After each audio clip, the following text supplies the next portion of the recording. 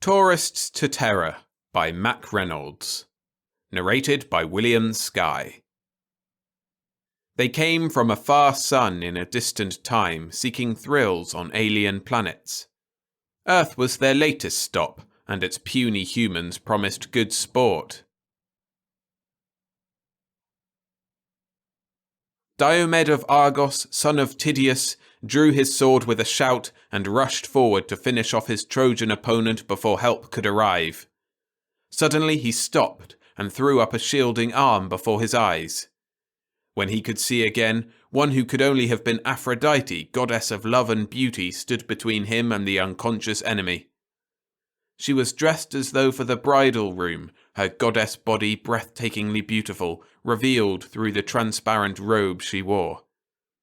She was attired for love, but held a short sword in her hand. Aphrodite smiled at him in derision.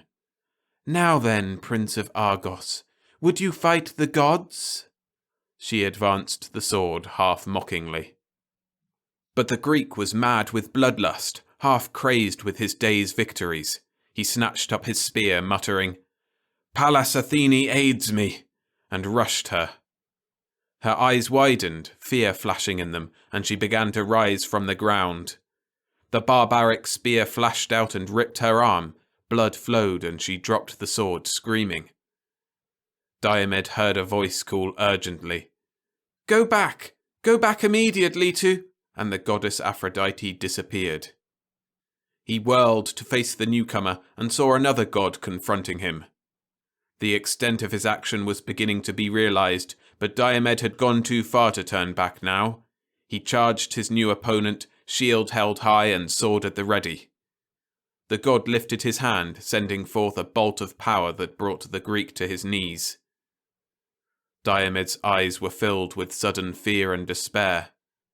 "Phoebus Apollo," he quavered. The god was scornful. "Beware, Diomed," he said.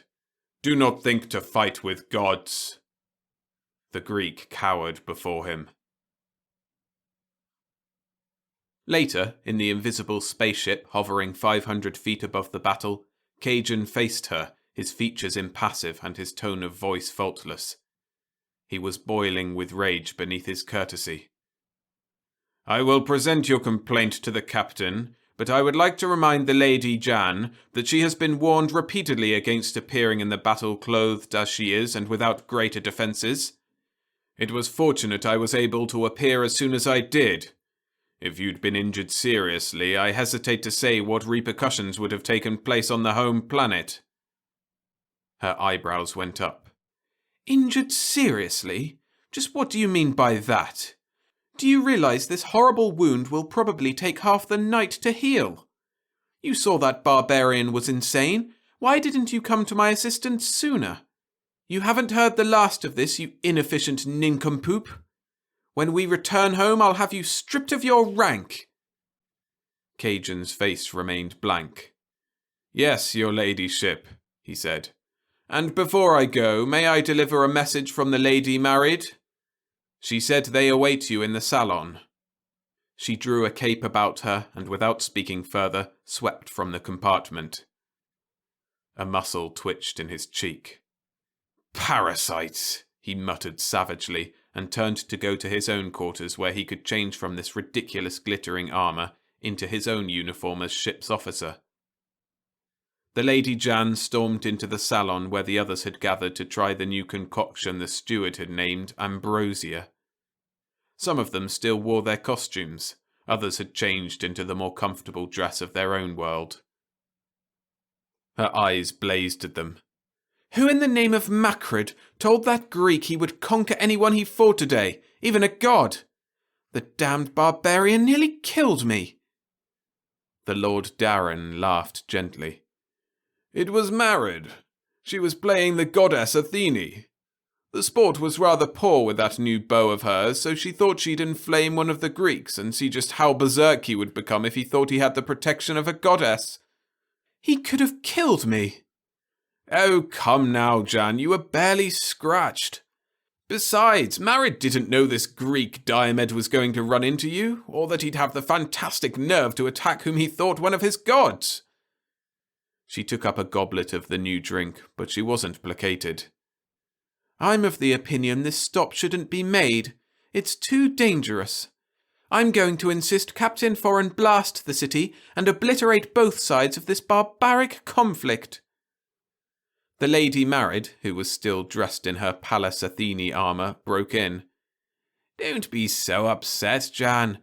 We're sorry that brute hurt your arm, but what can you expect on this type of cruise? They guaranteed us thrills, didn't they? The very dangers we face are what we're paying so highly for." She laughed lightly. "Besides, that costume you wear as Aphrodite. Really, I don't know why you didn't get worse than a scratch on the arm. These Greeks aren't exactly civilized, nor exactly cold-blooded either." The other's face went red and she snatched another of the drinks from a tray. "Nevertheless, I'm going to complain. This war is absolutely too perilous to be part of the tour, and after all the trouble we went to in order to learn their fantastic languages and customs, why, I was under that damned psycho-study impressor for nearly 2 hours." Captain Foreign had entered behind her. "I agree with you, Lady Jan, and can only apologize. I should have realized last week when Lord General Baris, fighting in the battle as the god Ares on the Trojan side, was speared by this same Greek. The company would never hear the end of it if on one of these cruises a passenger was seriously injured." The Lord General Baris shrugged. "It was wonderful sport. I killed a score of the beggars that day. I don't know how that one found a chink in my armor. I'll take measures against my costumer when we return home." He grinned wryly.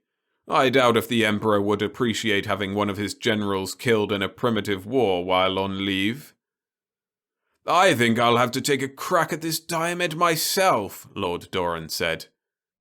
The lady married laughed.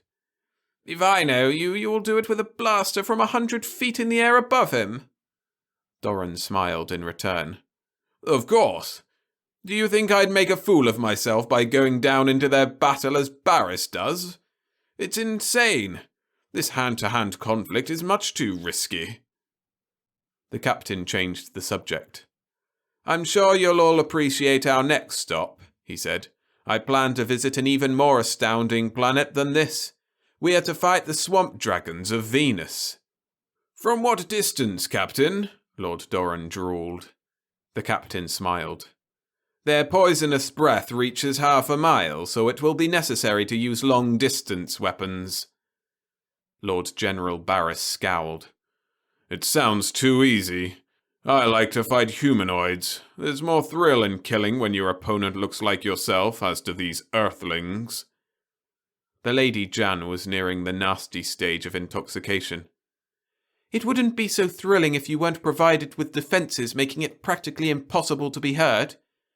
You wouldn't enter these battles if you weren't sure you'd come out safely." "I wouldn't deny it. Sport is sport, but I have no desire to be killed at it. At any rate, I'm opposed to killing these swamp dragons.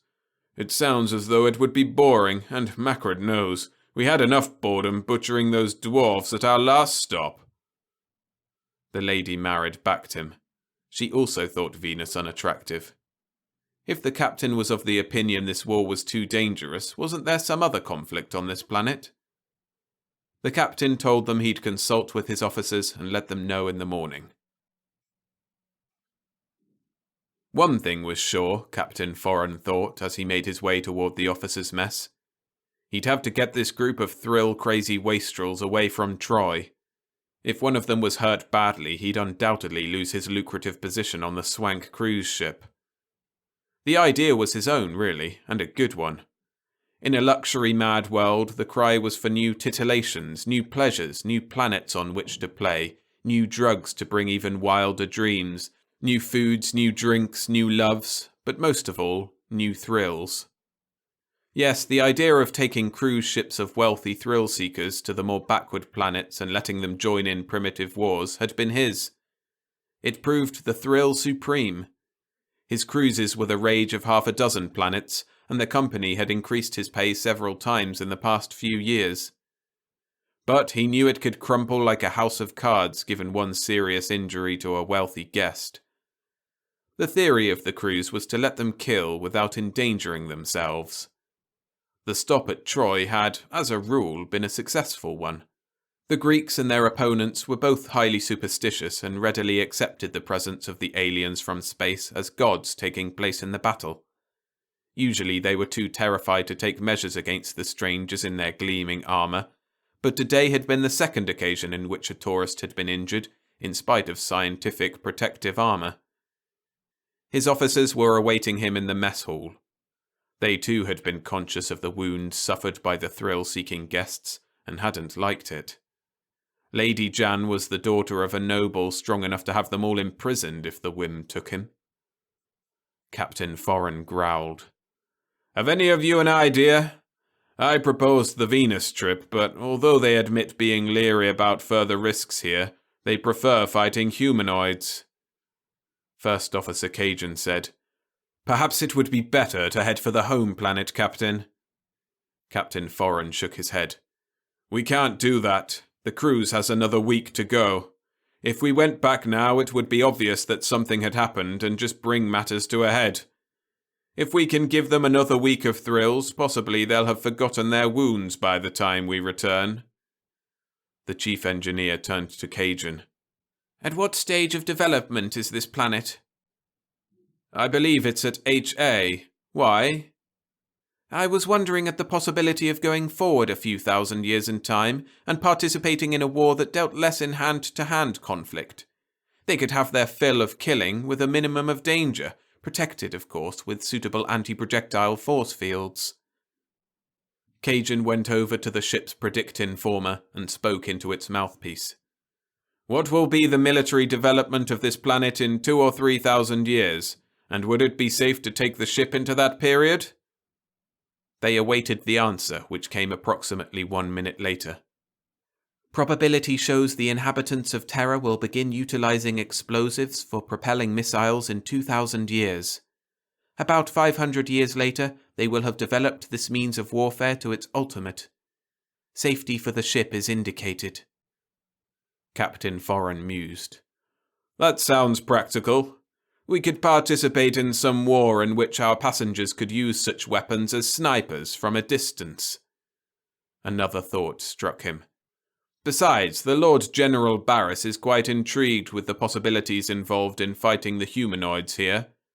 He had spoken of transporting large numbers of his troops to Terra and using the planet for a training ground in actual combat. Undoubtedly, the Earthlings of the future would make better victims for his soldiers than these more primitive types. It might be well to look at the future of this planet. The first engineer said, "Such a step would wipe out the development of civilization on the planet."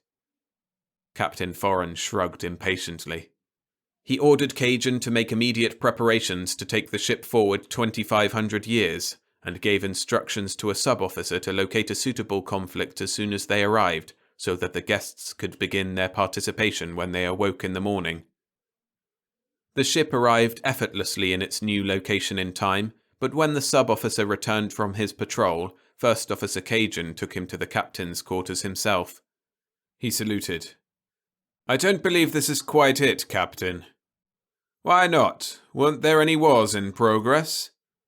Cajun said. "It wasn't that. There were several. They don't seem to have reached the development for which we were looking. For instance, in the region in which we've landed, the first stage of a conflict between two nations have begun. The countries are called Mexico and the United States, and they're fighting over the northwestern possessions of the former, although, as always, both sides claim they are involved for idealistic reasons. However, the fighting still consists, to an extent, of hand-to-hand conflict. The soldiers carry explosive-propelled missile weapons, but they're usually slow in loading and single-shot in operation. Swords are carried at the ends of these weapons so that after it is fired, the soldier may dash forward and engage his enemy personally." The captain was glum. "That's as bad as before, and I can't risk our passengers in any more hand-to-hand combat.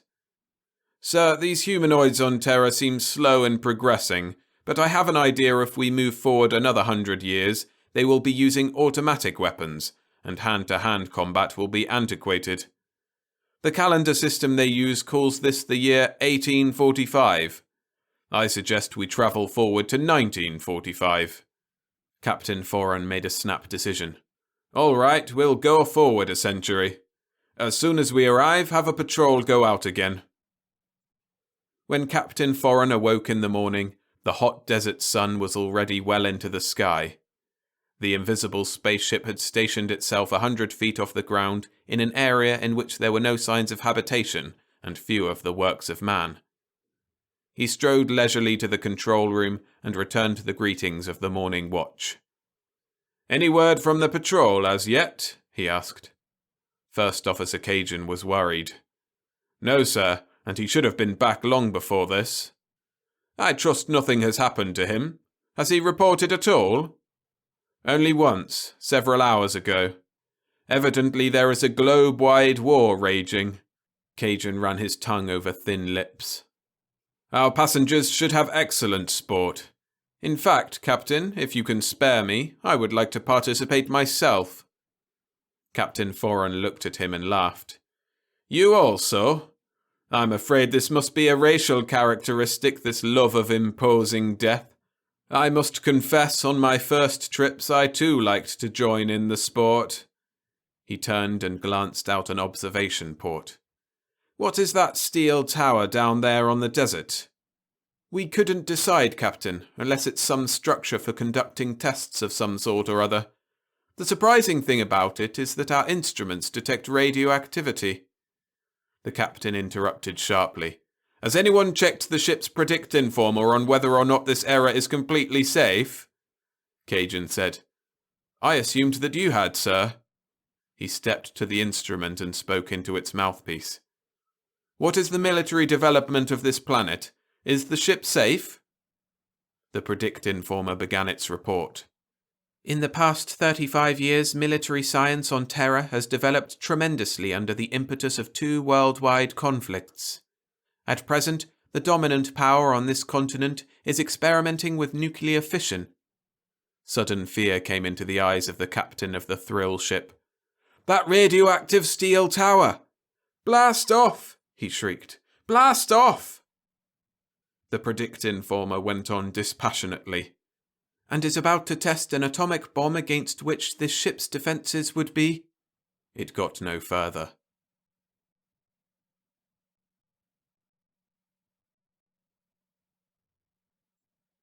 Thanks for listening. If you enjoyed the story, please hit the like button and subscribe for more every Monday and Friday. And for more of these great Mack Reynolds stories, I recommend Potential Enemy. A link to that video is on screen now.